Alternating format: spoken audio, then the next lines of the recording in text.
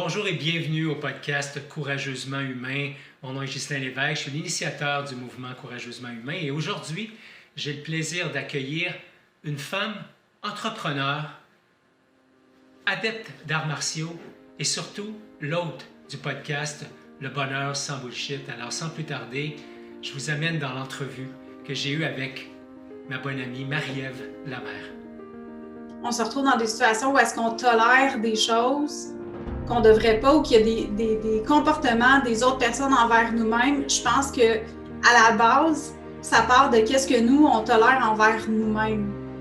Tu sais, je suis une personne qui est quand même assez, je dirais, intense dans la vie. Puis pendant une grande période de ma vie, je me suis pas donné le droit d'avoir des émotions. Tu sais, le bonheur, quand tu regardes ça à la base, c'est hyper simple.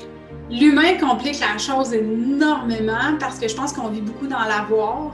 Mais quand tu commences à vivre plus dans l'être, ça vient tout seul, le bonheur. Tu sais, c'est pas si difficile que ça, là.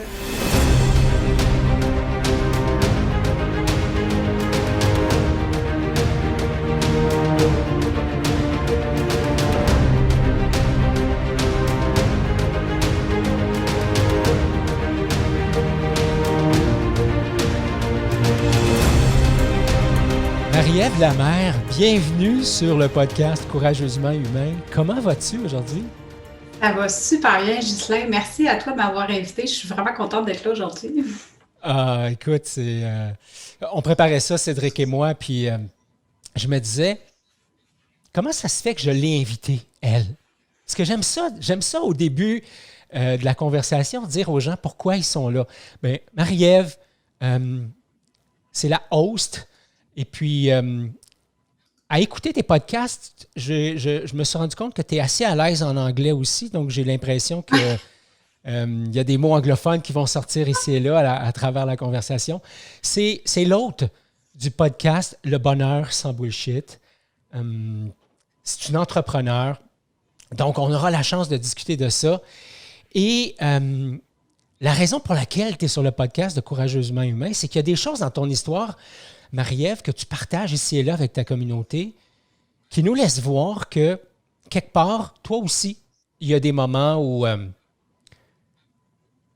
tu as eu à te regarder, je vais dire ça comme ça, tu as eu à te regarder le nombril pour voir qu'est-ce qui fait que ma vie, elle est ce qu'elle est aujourd'hui. Alors, ce que je veux reconnaître avant même de commencer, c'est toute cette beauté qui t'habite et cette capacité à rebondir à travers les moments difficiles. Donc, c'est ça qui fait que tu es avec nous aujourd'hui. Bienvenue pour ça. En fait, merci pour ça et bienvenue sur le podcast. Merci.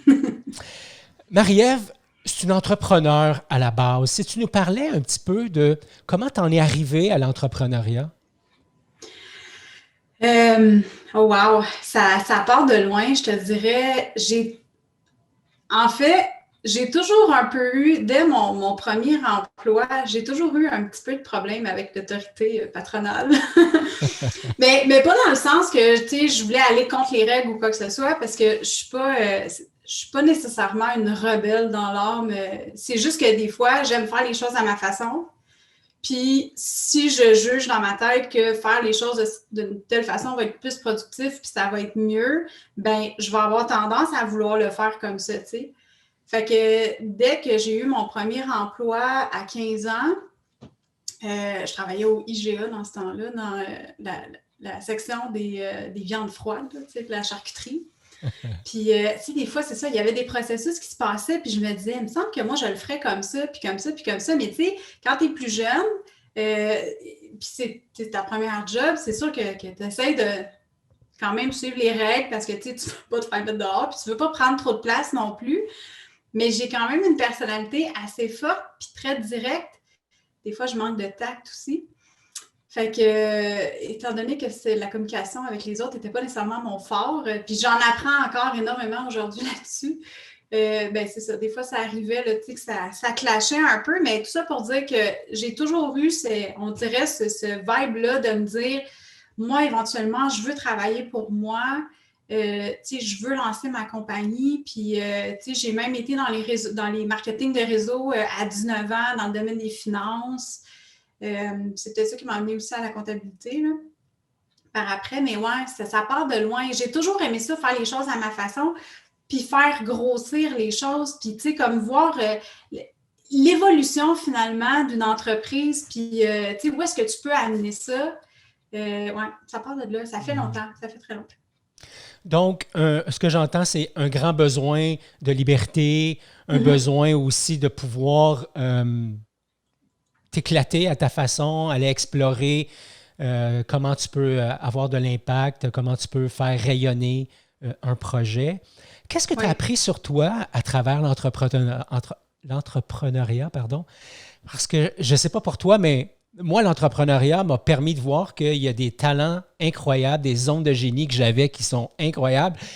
Et en même temps, j'ai découvert qu'il y avait des zones qui étaient pas mal moins génies.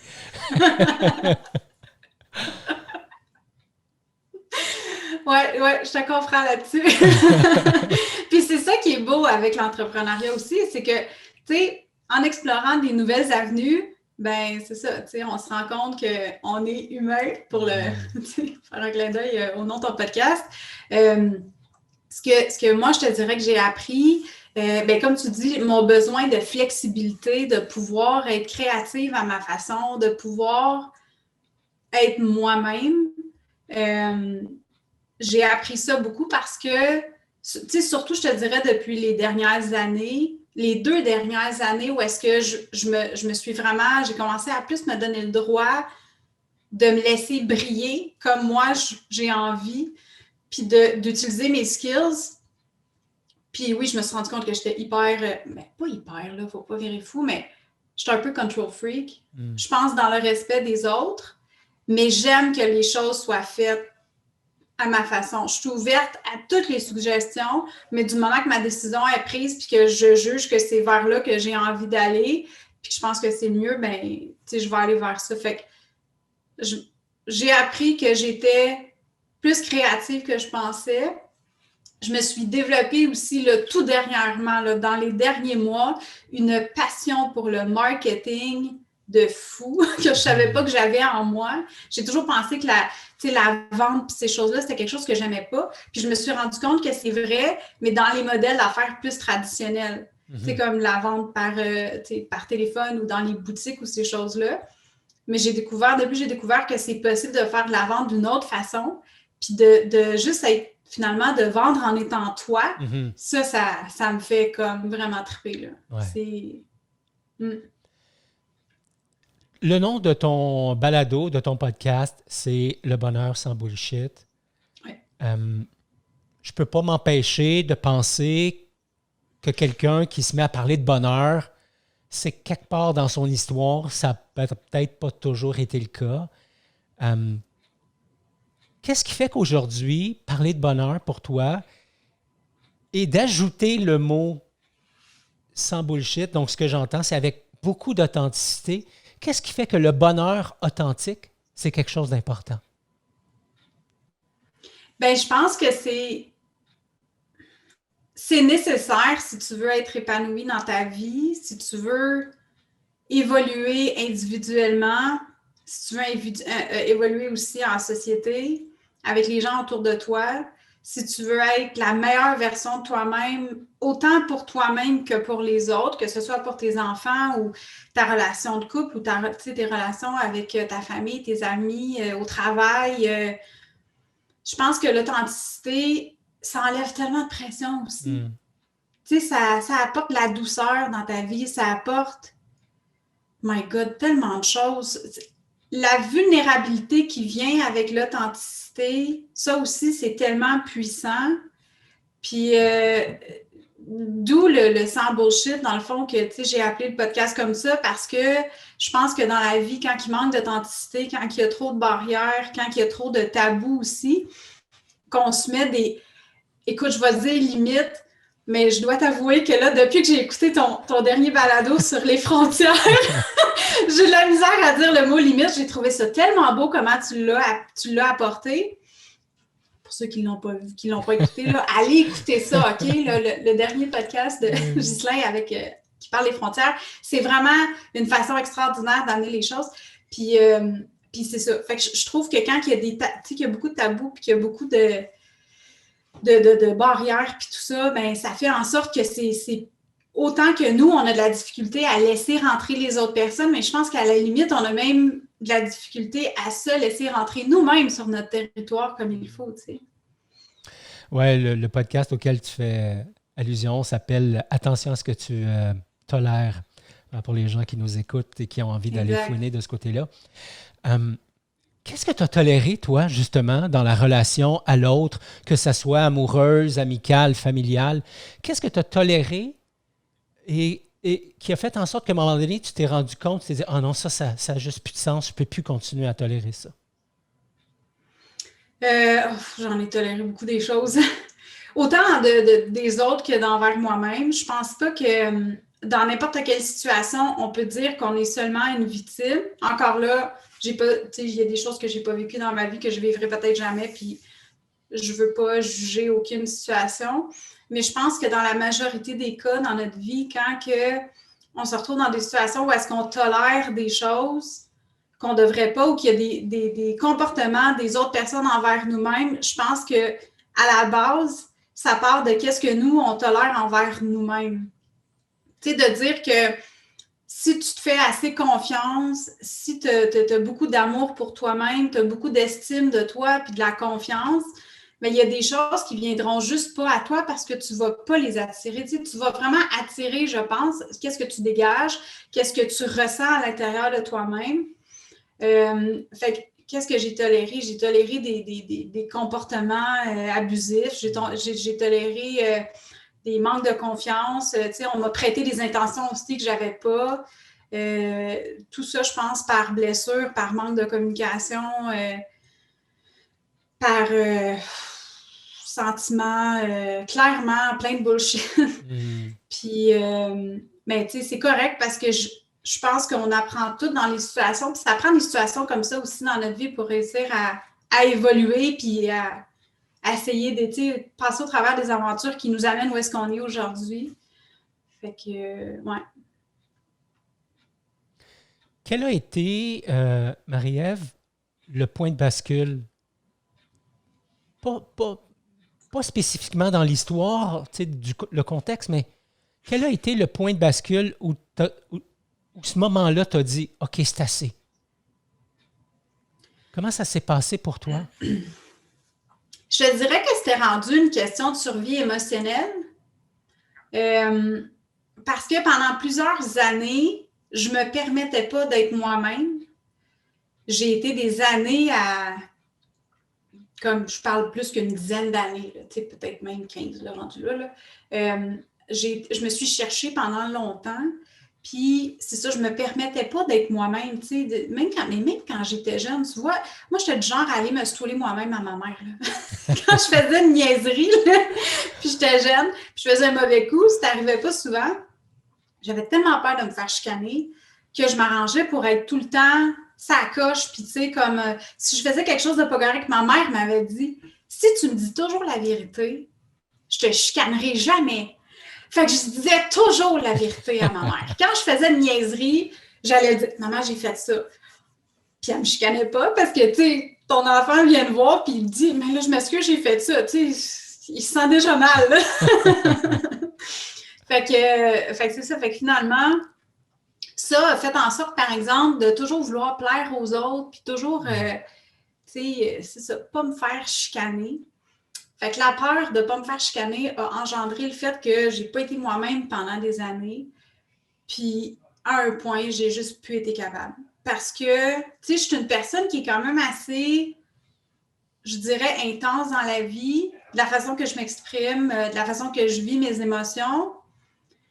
Puis pendant une grande période de ma vie, je ne me suis pas donné le droit d'avoir des émotions. Mm-hmm. Il fallait que je sois un peu comme un robot, tu sais, tu n'as pas le droit de te plaindre, il faut que tu fonces, puis, tu sais, il y en a qui ont des situations pires que les tiennes, fait que tu n'as pas le droit de te plaindre, tu n'as pas le droit de chialer, puis de dire, tu sais, je suis pas bien dans ma vie, j'aime pas ma vie, puis je veux changer ça, puis je pense que j'ai pas été chercher les bons outils non plus, puis j'étais dans des situations qui étaient assez difficiles, côté relationnel, fait que, tu sais, c'est ça, je pense que j'étais pris j'étais pris, puis à un point, j'étais juste plus capable. J'ai dit non. Non. Moi, j'aime ça. Tu sais, le bonheur, pour moi, c'est important. J'ai une vie à vivre. Encore là, ça pourrait être discutable, mais présentement, j'en ai une. Fait que, puis cette vie-là, j'ai envie de la vivre au complet, pleinement. Tu sais, quand je voyais, puis tu sais, j'ai toujours été, pas invitée, mais j'ai toujours aimé le développement personnel. Fait que quand je lisais les choses en développement personnel, dont un livre qui a changé ma vie, ça a été les Success Principles de Jack Canfield. Mm-hmm. Ça, je te dirais que le switch de me dire, OK, j'ai le droit d'être moi-même dans la vie puis d'être heureuse a commencé là. Puis ça a pris plusieurs années après ça, avant que tous les morceaux de puzzle se placent. Mais ça m'a vraiment là, trigger quelque chose en dedans de moi qui a fait comme, attends une minute, tu es en train de me dire que je peux être moi puis que les gens soient corrects avec ça. Tu sais, que je froisse pas personne. Encore là, tu peux pas jamais froisser quelqu'un. Là. Je veux dire, ça va arriver qu'il y a des gens qui ne seront pas d'accord avec toi. Mais d'accepter ça, c'est ça qui a été comme le point culminant, je pense, qui a engendré après ça tous les changements que j'ai faits dans ma vie. Mm-hmm. Ouais, ce que j'entends, Marie-Ève, c'est... Je suis arrivé à une place dans ma vie où porter, je vais dire ça de même, porter l'habit de la fille toujours correct, c'était trop lourd. Et surtout, ça t'éloignait de toi-même et de ta propre quête du bonheur qui venait pas du monde extérieur, mais du monde intérieur de toi-même. Exact. Oui. Ouais, c'est intéressant. Intéressant, ça connecte à tellement d'affaires dans mon histoire. Il y a deux choses que tu as dites sur lesquelles j'ai envie de rebondir. La première, et je ne veux pas te mettre dans l'eau chaude, mais tu as parlé du livre Success Principles. Oui. Si tu nous partageais la chose la plus percutante que tu as lue dans le livre, tu disais, j'ai pris conscience que je pouvais commencer à être moi. C'est quoi la chose la plus importante dans ce livre-là qui t'a permis de croire que ça, c'était possible?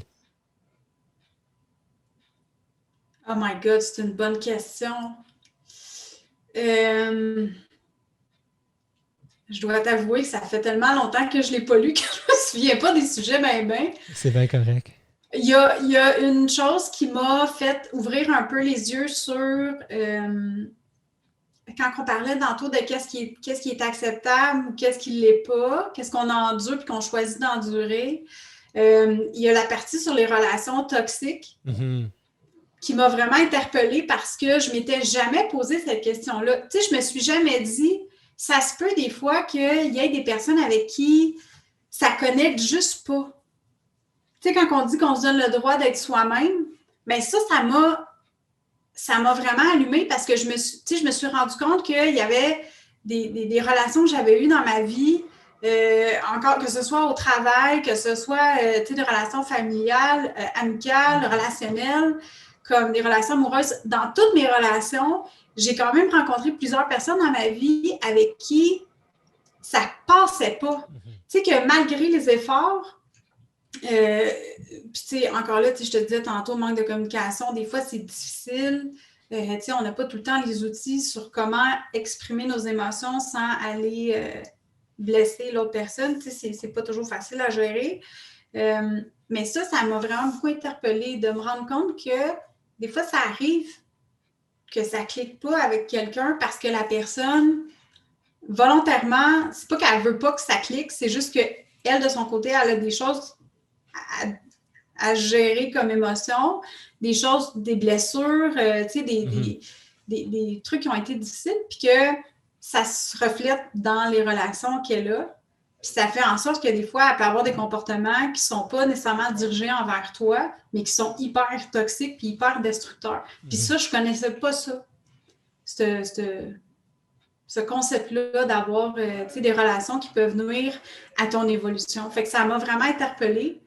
Puis je te dirais que c'est ça, tu sais, comme je te dis, il y a plein d'autres affaires qui m'ont allumée parce que c'est un livre qui, je me rappelle, assez complet. Jack Canfield passe du personnel au professionnel, au relationnel dans tout son bouquin. Mais ça m'a ouvert les yeux sur bien des affaires. Ouais.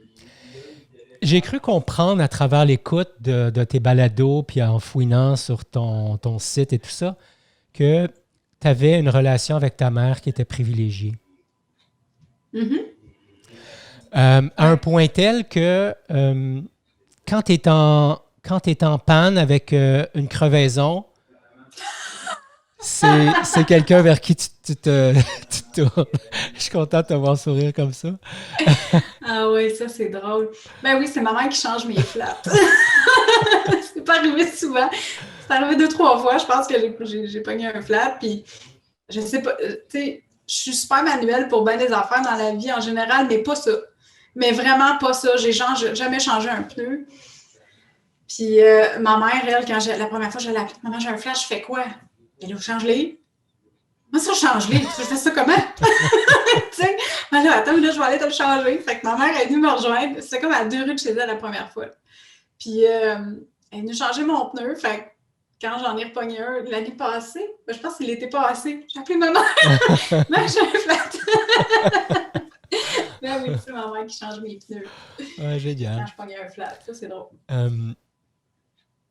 Qu'est-ce que pendant qu'on parle d'elle, qu'est-ce que tu as appris d'elle? Qu'est-ce qu'elle t'a transmis qui est vraiment très cher pour toi maintenant? Je vais y aller avec l'honnêteté.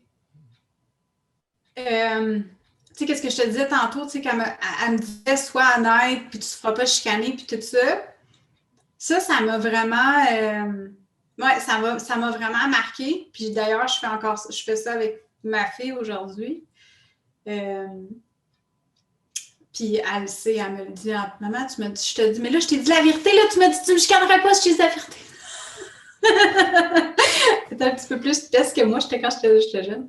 Mais j'ai appris ça de ma mère, puis l'amour. Pour vrai, là, ma mère, elle vit pour ses enfants, là, tu sais, c'est une boule d'amour, puis je me suis toujours sentie très proche d'elle. Quand j'étais jeune, même encore aujourd'hui, tu sais, souvent, il va y avoir des conflits mère-fille à l'adolescence. J'ai pas vécu ça avec ma mère, moi. Tu sais, ma mère puis moi, on est très... on a le même caractère, beaucoup, tu sais, elle aussi, super directe, puis elle a pas full tact. Fait que j'ai comme grandi là-dedans, mais il n'y a pas de mauvaise intention en arrière des paroles, tu sais. Fait que je pense que c'était ça aussi, d'être authentique, de dire comme, ben c'est comme ça que je communique. Puis quand tu me connais, tu sais, ma mère est tout le temps souriante, elle est tout le temps en train de, tu sais, elle rit, elle est super ricaneuse, puis tout ça. Fait que, tu sais, les gens qui la connaissent, ils savent qu'elle a aucun os de méchanceté en dedans d'elle, tu sais. C'est juste qu'elle manque de tact un peu, puis j'ai hérité ça, mais c'est correct, on vit très bien avec ça. Quand on se parle des fois, le monde est comme, là, vous chicanez, mais non, je chicane pas. Fait que l'authenticité, je pense que ma mère, sans le vouloir... ouais, elle m'a véhiculé ça, puis l'amour aussi. Je suis aussi proche de ma fille que je l'ai été de ma mère quand j'étais jeune. Puis c'est drôle parce que quand j'ai accouché de ma petite, du moment que... Parce que ma mère a assisté à l'accouchement, puis du moment que j'ai eu ma fille dans mes bras, puis tu sais que je me suis remis un peu de mes esprits d'avoir accouché. Mais à un point, j'ai dit, regardez ma mère, puis j'ai dit, hey maman, je suis vraiment désolée. Elle dit, pourquoi? J'ai dit, parce que là, je me rends compte qu'est-ce que tu essayes de me faire comprendre depuis que je suis jeune. C'est quoi l'amour inconditionnel? Puis j'ai dit, je m'excuse d'avoir été ingrate autant que ça avec toi. Puis elle est comme, mais non, t'as pas été ingrate, de quoi tu parles? J'ai dit, il y a plein de situations dans lesquelles toi, tu as réagi parce que tu as un amour inconditionnel envers tes enfants, puis que moi, j'ai réagi comme l'enfant qui a un amour inconditionnel envers ses parents, mais qui a besoin d'être soi-même, puis justement de s'émanciper, puis puis j'ai été, c'est ça, des fois je me suis trouvée bête avec ma mère un peu, puis j'ai dit, OK, là, je comprends. Je comprends c'est quoi l'amour envers ton enfant. Il n'y a rien qui bat ça, là. J'ai envie de transposer la même question vers ta cocotte et te dire... Parce que j'ai la croyance, Marie-Ève, je ne sais pas si tu es d'accord avec moi. J'ai un fils qui a eu 21 ans récemment. C'est une boule d'amour. Je suis mal placé pour dire autre chose. Il est juste là derrière la caméra. Mais il sait à quel point ça vient du cœur. Cédric a été un grand maître pour moi dans plein d'affaires.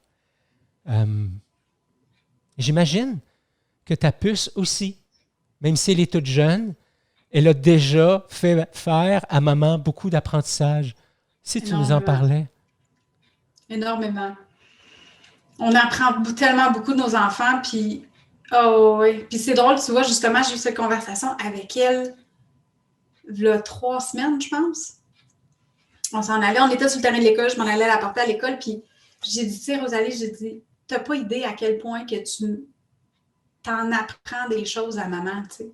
Elle me dit, mais ça, t'apprends des choses. Elle dit, c'est toi qui m'apprends les choses. J'ai dit, non. J'ai dit, moi, je t'en apprends, mais toi, tu m'en apprends aussi énormément. Puis je te dirais que qu'est-ce qui me fait le plus apprendre, c'est que, c'est un miroir, c'est vraiment une mini-moi là, sur beaucoup, beaucoup de choses. Puis des fois, je la regarde aller puis je me dis, oh my God, c'est vrai que je suis de même. Fait que c'est un miroir. C'est énormément un miroir. Puis, elle m'apprend aussi beaucoup dans l'art de communiquer les choses. Je te dirais que pour moi, ça, c'est un des plus gros challenges dans ma vie. Tu sais, malgré que j'ai un podcast, puis je veux dire, tu sais, pas j'enseigne ça, mais tu sais, je parle de ça beaucoup sur mon podcast, puis à quel point c'est important la communication. Puis, tu sais, dans mon cheminement, il y a des choses que j'ai réussi à apprendre en communication, puis j'ai réussi à évoluer, puis il y en a d'autres que je suis encore en apprentissage, tu sais. Puis, la relation que j'ai avec ma fille, ça me fait apprendre là-dessus parce que elle non plus, elle n'a pas de tact. Elle aussi, elle est super directe. Puis des fois, elle va me parler, puis je suis comme « My God, t'es donc bien bête! » Mais non, je suis pas bête, maman. Elle dit « C'est même, tu sais, je te parle comme tu me parles. » Ah ouais, je te parle de même. Des fois, je suis juste comme... Mais c'est ça, tu sais, je pense que... Encore là, il n'y a pas de mauvaise intention en arrière de tout ça. Mais oui, c'est vraiment une grande professeure pour moi. J'en apprends beaucoup sur moi-même, sur ma façon de communiquer, puis ma façon de voir la vie aussi. Parce que, tu sais, on se remet, tu le sais, c'est quoi? On se remet tout le temps en question en tant que parent. Tu sais, est-ce qu'on fait les choses comme il faut? Est-ce que j'ai la bonne façon d'approcher le problème? Est-ce que, tu sais, ça fait évoluer les enfants, là? Tu sais, j'imagine que toi aussi, là, on passe tout par là, là. Je veux dire, on devient bien plus grand en ayant des enfants parce qu'on se fait remettre en question et on se remet en question constamment.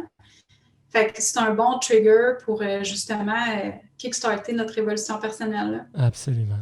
Je t'écoute, puis ça me ramène une petite histoire avec Cédric que je vais partager rapidement. Cédric a 7 ans peut-être, et puis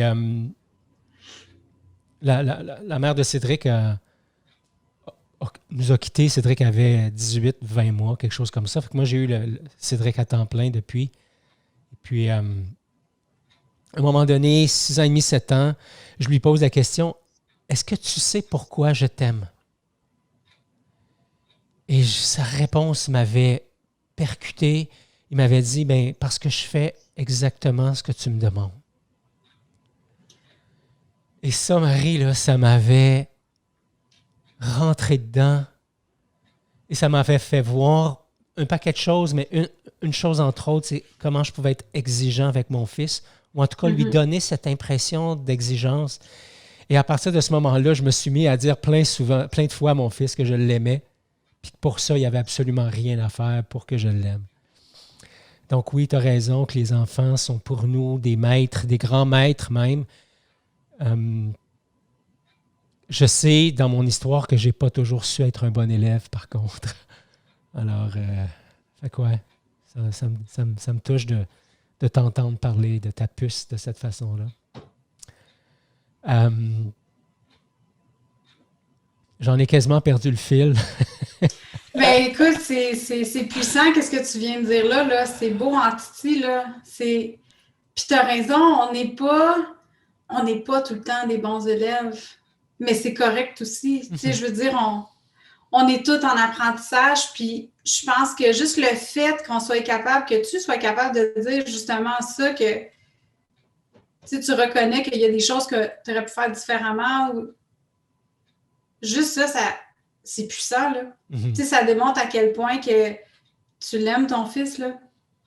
Ouais. Puis tu t'aimes toi aussi. Puis Mm-hmm. t'es assez en connexion avec toi-même pour être capable de dire comme, OK, mais oui, j'aurais pu faire les choses différemment, mais c'est pas grave parce que il y a d'autres choses que tu fais probablement extraordinairement plus que tu l'as fait dans le passé ou je m'en vais loin là, mais Non, je suis d'accord avec toi. Ça me met en lien avec la vulnérabilité. Tu sais, je pense que s'il y a une chose que j'ai pu enseigner à mon fils à travers les années, c'est ça. Le contact avec la vulnérabilité, le contact avec l'authenticité, le contact aussi avec la honte. Et dans un de tes podcasts, tu parlais d'un autre livre que tu as lu de Brené Brown, Daring Greatly. Oui. Je ne sais pas où tu en es dans la lecture. Là. J'ai juste capté un épisode comme ça. Fait que je ne sais pas si c'est là 2-3 semaines ou là 2-3 mois. J'ai envie de te demander comment ça résonne pour toi, le mot vulnérabilité? Peut-être comment ça résonnait avant la lecture de ce livre-là, puis comment ça résonne maintenant?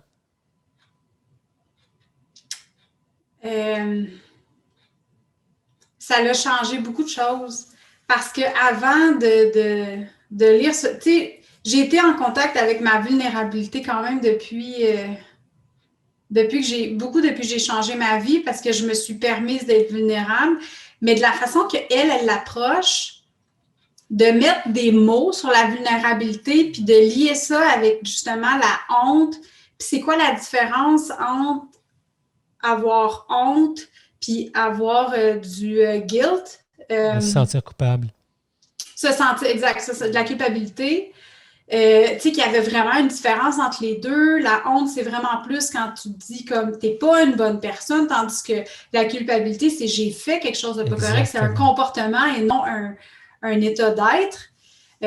Ça m'a fait vibrer beaucoup parce que j'ai compris plein de choses. Puis je me suis dit, OK, la vulnérabilité, ça devrait tellement être vu comme quelque chose de puissant et non comme quelque chose de lié à une faiblesse. Puis je pense que et là, la nuance, c'est de dire qu'on a peur d'être vulnérable, mais en fait, on a plus peur d'avoir peur que d'autres choses. Parce que quand on est vulnérable, quand on se laisse être vulnérable, mais après ça, là, on devient tellement plus fort. Tu sais, ça nous permet d'atteindre des sommets, d'atteindre des objectifs. Tu sais, oui, en entrepreneuriat, tu sais, au niveau professionnel, mais au niveau personnel, c'est encore plus puissant, là. Parce que accepter le fait de ne pas être parfait, puis de se dire, je suis en apprentissage à tous les jours, mais ça t'enlève une pression énorme sur les épaules parce que tu peux juste aller vers quelque chose qui est mieux encore. Mm-hmm. Tu sais? Fait que son livre à elle, je l'ai presque fini d'ailleurs. Je ne sais pas 3/4. 2/3. Mettons 2/3. Puis, mais c'est pas un livre que, tu sais, il y a des livres que des fois tu vas lire puis c'est un page turner, tu sais. Puis elle, j'aime beaucoup, beaucoup sa façon d'écrire. C'est super intéressant, mais tu sais, c'est du matériel qu'il faut que tu digères un peu avant de passer à autre chose. Ouais. Fait que moi, lire 20 livres de développement personnel par année, ça marche pas, là. Faut que vraiment je m'imprègne, puis... excusez-moi. Fait que c'est ça. Fait que oui, ça a vraiment changé ma vision de la vulnérabilité. Tu sais, j'avais déjà, comme je te dis, un contact avec ça, mais j'aime la façon qu'elle l'apporte aussi parce qu'elle parle de sa propre vulnérabilité au travers de ça, puis son cheminement avec ses études de la vulnérabilité, puis de se dire, ben il faut que je le sois pour être capable de le comprendre. Ça aussi, c'est vraiment... son storytelling est incroyable. Ah oui. Ah oui, Brené, elle a... Puis d'ailleurs, dans les notes du podcast, je vais mettre le lien vers sa conférence TEDx sur la vulnérabilité. Oui. C'est tout à fait génial. Marie, le bonheur. J'aimerais ça qu'on donne un coup de main à ceux et celles qui nous écoutent. Donc, à toi qui écoutes actuellement. Quels sont tes ingrédients? Quels sont tes rituels? Je ne sais pas qu'est-ce que tu as envie de partager avec nous, mais si au cours des prochains jours, des prochaines semaines, des prochains mois, moi, je voudrais vivre davantage un bonheur authentique, qu'est-ce que tu aurais comme Je vais dire le mot recette, là, mais peut-être que tu ne l'aimeras pas. Mais qu'est-ce que tu aurais comme truc pour nous? Tu sais, le bonheur, quand tu regardes ça à la base, c'est hyper simple. L'humain complique la chose énormément parce que je pense qu'on vit beaucoup dans l'avoir. Mais quand tu commences à vivre plus dans l'être, ça vient tout seul, le bonheur. Tu sais, c'est pas si difficile que ça, là. Fait que je pense que quelqu'un qui veut vraiment commencer à vivre son bonheur, à la base, c'est juste de se donner le droit, puis de se dire que, ben oui, il y a mieux. Tu sais, puis c'est pas sur le terrain de mon voisin que ça va être mieux, c'est dans ma cour, là. J'ai le droit d'être heureux ou heureuse. Juste de commencer par ça, de se donner le droit de l'accepter. Parce que je pense qu'en général, l'humain a plus peur du succès que de l'échec. Parce que de l'échec, on en vit souvent dans nos vies, on en vit à tous les jours, puis quand ça arrive, c'est comme un peu une zone de confort. Fait que c'est pas le fun, mais c'est du connu. Tandis que souvent, des fois, quand on se met des objectifs qu'on n'a pas atteints encore, ben ce succès-là, c'est de l'inconnu parce qu'on n'a jamais été là, tu sais. Fait que c'est sûr que c'est plus épeurant. Puis je pense que le bonheur, c'en est un des exemples on a de la difficulté à se donner le droit. Tu sais, on regarde les films, puis on se dit, mais c'est juste un film, tu sais, j'ai pas le droit à ça, moi. Puis moi, ça a toujours été quelque chose, quand je regardais un film, tu sais, un Hollywood, là, quelque chose de hyper, un chick flick, là, qui finissait super quétaine, puis que, ben, j'y croyais. Tu sais, c'est peut-être ma naïveté qui faisait en sorte que, mais aujourd'hui, je le vis, puis je me dis, ben, tu sais quoi, j'avais raison d'y croire. Puis, mais ça ne veut pas dire, par exemple, que tout est facile, puis que vivre dans le bonheur, ça ne veut pas dire que tout est facile, puis que, tu n'as jamais d'obstacles, puis que tu n'as jamais de situation malaisante, puis que c'est pas ça, là. Tu sais, c'est d'être bien avec toi. Fait qu'à la base, est-ce que je me perds, hein? Non, vas-y, c'est parfait. À la base, c'est de se donner le droit, d'accepter le fait qu'on a le droit d'être heureux, puis de commencer à vivre dans l'être, de commencer à prendre des moments pour soi. Ça peut être le matin, ça peut être le soir, ça peut être en plein milieu de la journée, dépendamment de comment est-ce qu'on le file, mais juste de se prendre des moments à soi, puis de se poser des questions. Tu sais, de se poser des bonnes questions, genre, c'est quoi je veux dans la vie, moi? Qu'est-ce qui me rendrait heureux? Qu'est-ce qui me rendrait plus heureuse que qu'est-ce que je le suis présentement? Puis là, je ne parle pas d'un nouveau char, je ne parle pas d'une piscine creusée, je parle vraiment au niveau de l'être, au niveau de la routine quotidienne, de qu'est-ce qui fait partie de ta vie en général. Ça peut être au niveau du travail aussi, tu sais, faire quelque chose qui nous passionne. Ça me fait de la peine, moi, quand j'entends quelqu'un dire « Il me reste 8 ans, 34 jours et 2 mois et 34 jours avant ma retraite. » Mais ça se peut pas 34, là, mais mettons 24. Ouais, c'est l'année bissextile. Oui, c'est ça. Tu sais, je trouve ça plate d'entendre ça. Ouais. Parce que on est tous, tu sais, moi aussi, je suis fatiguée des fois, puis tu sais, j'ai des grosses journées, je me lève à 5 heures, puis justement, mais tu sais, je me couche, je finis de travailler des fois dans ma tête, il est 9h30 le soir. Mais l'affaire, c'est que j'aime qu'est-ce que je fais, puis j'aime qu'est-ce qui fait partie de mon quotidien. Puis je pense que ça, à la base, c'est important. Fait que ça peut être une bonne question à se poser, puis un bon plan aussi, une bonne place où commencer, parce que, tu sais, on s'entend que notre vie professionnelle, c'est ce qui prend beaucoup, beaucoup, tu sais, 3/4 de notre temps dans une journée. Fait que je pense que ça peut être le fun de commencer par là. Qu'est-ce que je veux au niveau relationnel? C'est quoi mon idéal de vie? Commencer par ça, de ne pas se mettre des limites ou des frontières quand on se pose ces questions-là, de se donner le droit de rêver puis de dire que c'est pas parce qu'on rêve faut qu'on rêve en noir et blanc, on a le droit de rêver en couleur aussi, tu sais. Fait que ouais, je pense que j'irai avec ça. De se donner le droit d'être heureux, de croire qu'on a le droit d'accéder au bonheur et aussi qu'on a la capacité d'accéder au bonheur parce que notre bonheur, on est 100% responsable. Il n'y a personne d'autre sur la planète qui peut... Les gens vont contribuer à notre bonheur, mais ce n'est pas eux qui vont nous apporter le bonheur intrinsèque. Fait que c'est de comprendre ça, qu'on a accès, on est responsable de notre bonheur. Puis à partir de là, c'est juste de mettre sur papier qu'est-ce qu'on veut accomplir, où est-ce qu'on veut aller, quelle différence qu'on veut faire, tu sais. Ouais. Ouais, j'entends que le bonheur, c'est pas quelque chose qui nous arrive, mais c'est quelque chose qu'on fabrique. Oui, vraiment. Ouais, absolument. On se dirige tranquillement vers la fin de notre conversation. Ça passe tellement vite. J'ai envie de te poser la question suivante. Si la sage Marie-Ève se tournait et parlait à la Marie-Ève de 18, de 19, de 20 ans, et qu'elle avait un seul conseil à lui offrir, qu'est-ce que ce serait? Un seul.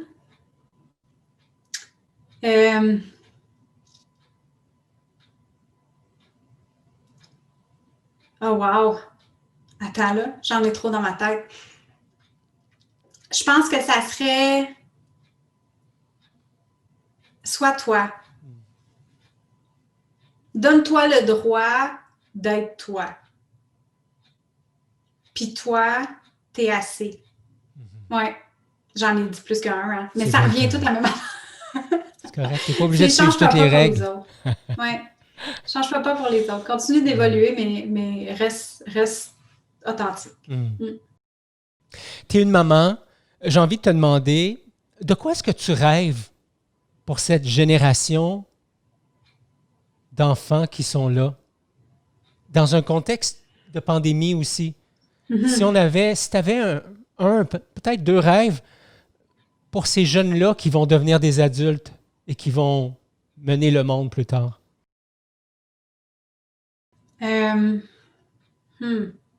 Bonne question.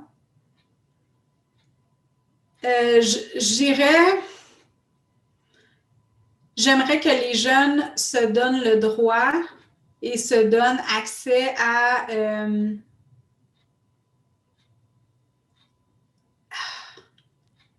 déconnecter,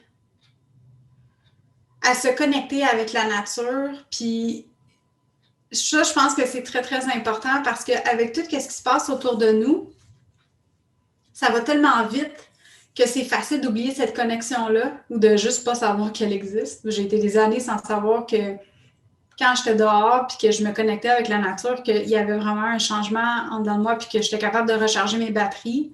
Fait qu'il y aurait ça, que je souhaite vraiment que les jeunes aient cette ouverture-là de se déconnecter, de comprendre l'importance de se déconnecter une fois de temps en temps. Tu sais, la technologie, c'est pas méchant, là, mais il faut l'utiliser, je pense, de la bonne façon.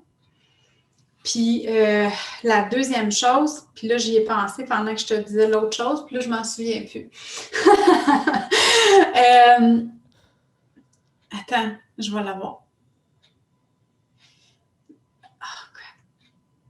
Ah oui, de justement prendre le contrôle de qu'est-ce qu'ils peuvent contrôler. Parce que, tu sais, comme présentement, dans le temps de la pandémie puis tout ça, la population est tellement divisée, puis, tu sais, que tu as une opinion sur le port du masque, sur le vaccin, ou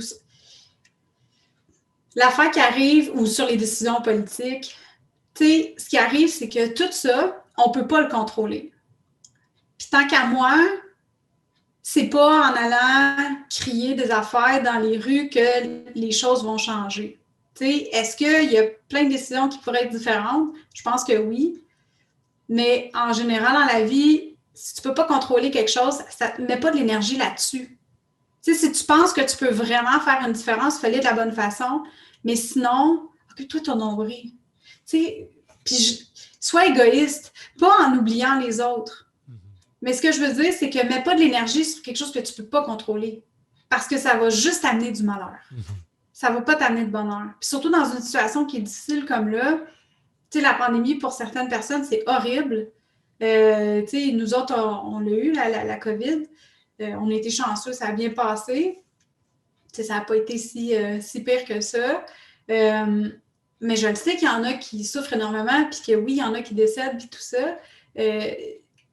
Il y en a qui sont dans les rues, il y en a qui ont perdu leur maison, il y en a qui ont perdu leur travail, qui ne travaillent pas depuis 1 an. Mon conjoint, moi, sa business, il y a un gym. Fait que, tu sais, il y a un dojo dans Marceau, fait que c'est fermé, ça fait, tu sais, il a rouvert cet été comme 1 mois et demi, 2 mois. Après ça, il a refermé encore. Fait que, tu sais, on est chanceux parce qu'on est quand même capable de vivre. Puis je le sais qu'il y en a que c'est pas le cas. Fait que je pense que dans des temps qui sont difficiles comme ça, puis dans n'importe quel obstacle qui se présente à nous dans la vie, c'est de mettre son énergie sur qu'est-ce que tu as le contrôle sur, qui est toi-même.